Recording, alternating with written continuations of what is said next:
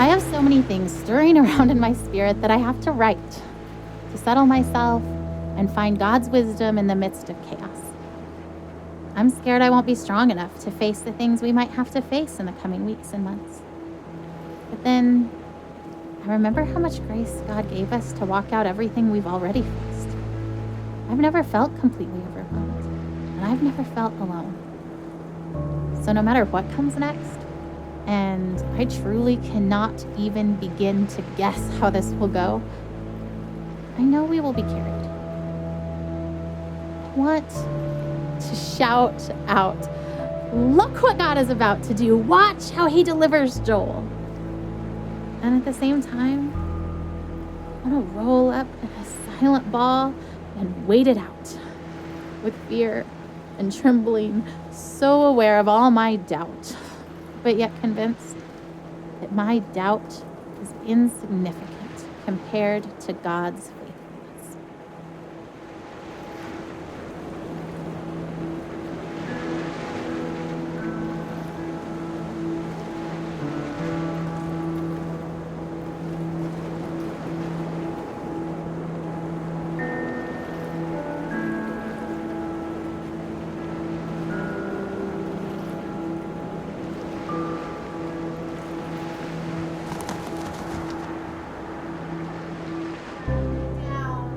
Guys, are you ready for bed? Joel, lay down.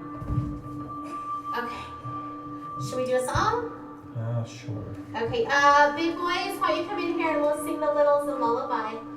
I'm tired. I know, it's bedtime. Okay. Oh, Elijah, lay down. Beg, did you even check in his mouth? Joel, no. Joel has chicken stuffed in his cheeks from dinner. Getting out, that is so disgusting. Been in there for the last 2 hours. Oh. Okay, hold on, I'm trying. He's like, it's Joel, ouch! Stop! Did he just bite you? I think he just put too much in his mouth so he can't swallow. He was just saving it for later, babe. Like he needed a midnight snack. Hey, the little chipmunk. Oh my goodness. Okay. The bigger version. A big version of a little chipmunk.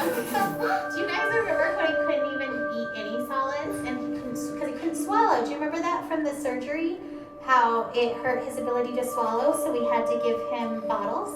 Yeah, I remember one time we had pizza, so he chewed it all up and then spat it out everywhere. It's so gross. It was. I remember that. That was So gross, but he just wanted to try things so bad. He wanted to taste them. He wanted to be like you guys. Because you got to taste foods. He loved to eat, and I remember all I wanted was for him to be able to kind of eat like a normal kid and have normal things. I thought he'd never be able to swallow normal food, but then he did. And now he eats everything. Everything. Like he eats pizza and pretzels and chicken. And fingers. He's trying fingers. He's been eating dad's fingers. Ow, Joel! Stop! Okay. And big ones. Well, okay. Hurts. Settle down. Come here. Let's sing a song. Okay. What should we sing, Isaac? When you will. Okay. Cause I like it. Yeah. Hey. You guys, I love to have fun with you. Trying to get the littles to But go to at sleep. bedtime, every time, Elijah, lay down.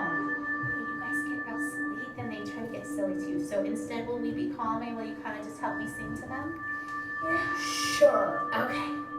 When the sun is setting, we know, lay that down. Sun, we laughed and played together, and we've had so much fun.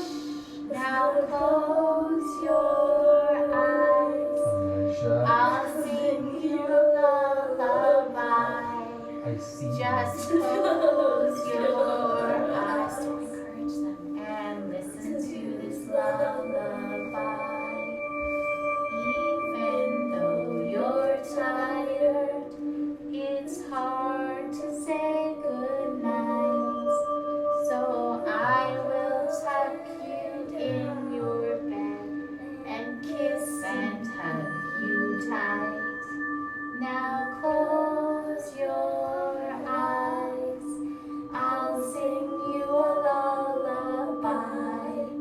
Just close your eyes and listen to this lullaby. Okay. Go to bed. Go to bed. Tell the boys good night. Give them kisses. Did you brush your teeth? Yay!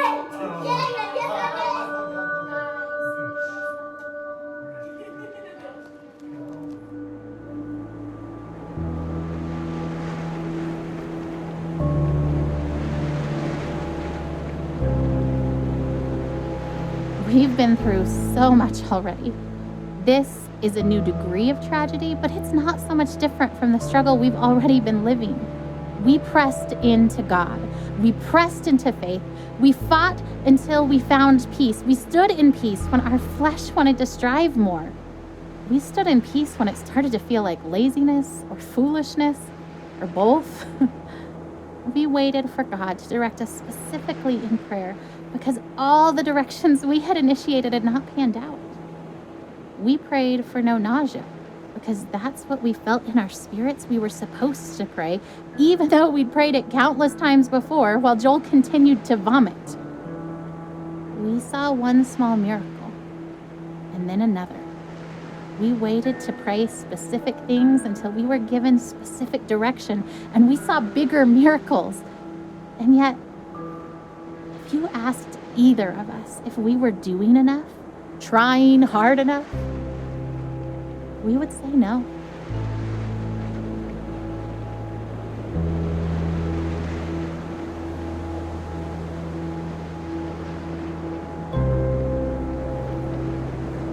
Dear Eli, I feel nothing but pride for the way you battled cancer.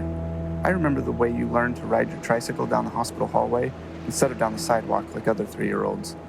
It was hard for me to pray to God, "Thy will be done," when I really just wanted so desperately for Him to heal you. In the 4.5 years that you dealt with harsh treatments, only once did you ask why God let you get cancer. I hope He has been able to explain the why to you, as I have always believed that He knew how strong you were and wanted to use you and your situation to positively impact so many lives. I remember how you never let me go to bed without telling me that you loved me and how those were your very last words to me. You taught me what was truly important in life, son. Still now, years after you left Earth, people are impacted by your life and the lessons you taught us.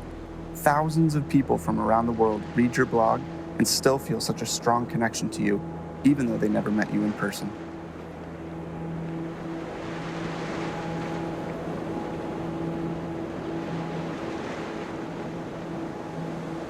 You would be happy to know that we continue to sell the Beat Cancer t-shirts that you love so much.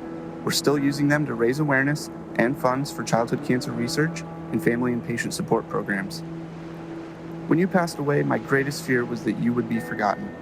So many people still talk about you and how you changed their lives. That is such a precious gift to me as your father. Eli, you truly impacted more lives in your almost 8 years on Earth than many people do in a lifetime. I love you, buddy, and I can't wait to see you again. Love, Dad.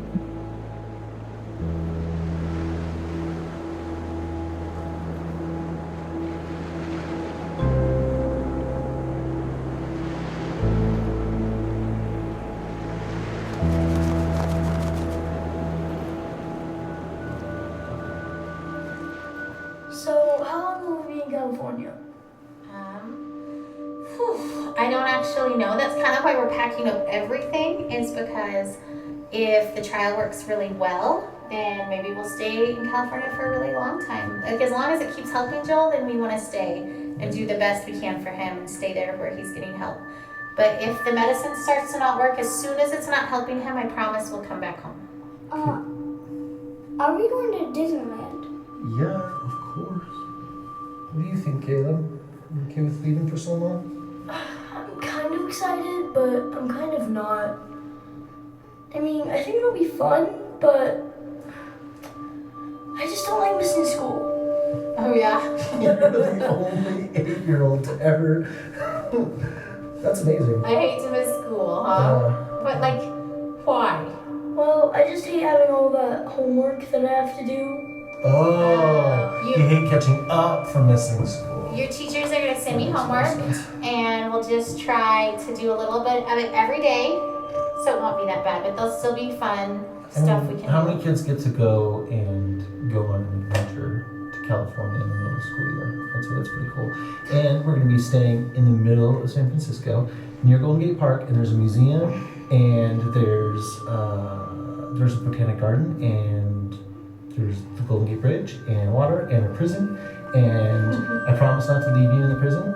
Alcatraz. Hopefully we can get out. That'd be cool. Anyway, so we're gonna have lots of fun, and we're gonna spend lots of time as a family together, and lots of time with Joel too. You know? Yeah. It's kind of a sad trip, even though it's fun. Yay. Yeah. Yay and sad. It's kind of all of those things, huh? Is it all the things, Caleb?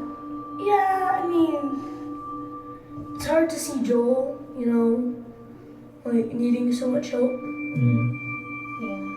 I think, like, for me, sometimes I'm kind of excited and sometimes I'm kind of sad. And I just kind of feel all of that. So it's okay if you guys feel all of that too, because I feel all of those things.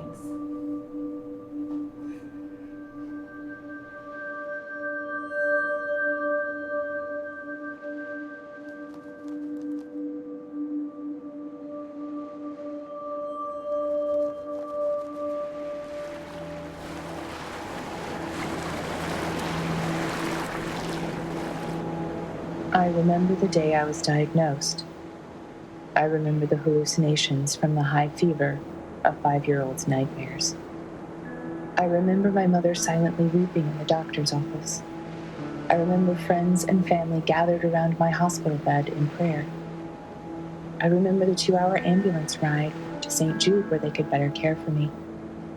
I remember the 2.5 years of weekly chemo treatments, the numerous lumbar punctures and bone marrow aspirates. I remember Doctors Bell, Dahl, and Kalwinski, nurses Jean, Judy, and Dale, Miss Chris in social work, Darlene in travel, all part of the team that cared for me. I am a walking memorial to their successes. I remember the other patients I'd see each time I went to the hospital for chemo. I remember when some stopped coming. I knew what that meant. I remember the years of summer camp for children with cancer, children like me. I remember their laughter and the midnight talks of fears and joys, normal kid stuff. Some less so. I remember when some stopped coming. I knew what that meant. But I remember them. I am, and other survivors are, memorials to those who lost their fights.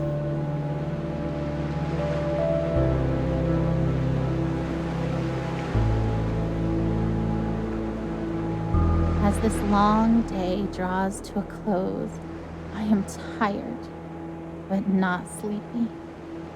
My face is puffy from crying. I have a dry throat and dry hands, a slight headache, and a desire to write down absolutely everything. I want to describe the feeling of being entirely empty and entirely resolute.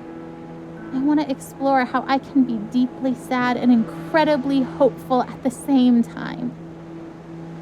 I want to talk about holding Joel's hand, walking down the hall wanting to soak in the moment, to memorize the feeling of having his hand and mine, to let it matter, and then hating that my thoughts swing to, because what if I can't hold his hand one day? And hating that thought, wishing I could just appreciate each second of Joel without that appreciation spilling into the pre-morning I refuse to do because I believe he will live.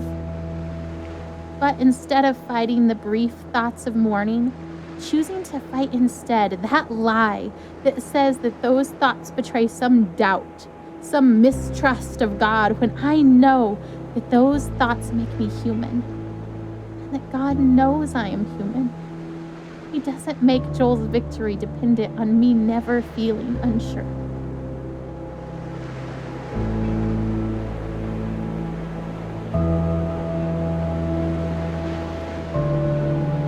I won't let myself hold anything back this time. I would rather feel disappointed and let God heal my heart than to feel like I did not push myself as far as I possibly could in faith for my son.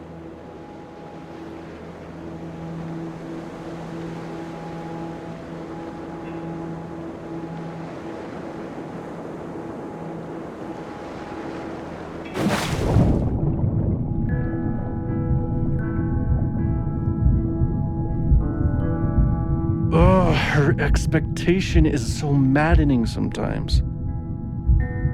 You know what she wrote on the eve of Joel's first surgery? The one back in January when we first found the tumor? I seriously feel like a kid on Christmas Eve. I'm pleading for God to spare his life, and I'm tempted to despair because self-inspection leads me to conclude I shouldn't expect much of anything. And yet my wife is expecting a surprise party from the Lord, replete with presents and supernatural miracles.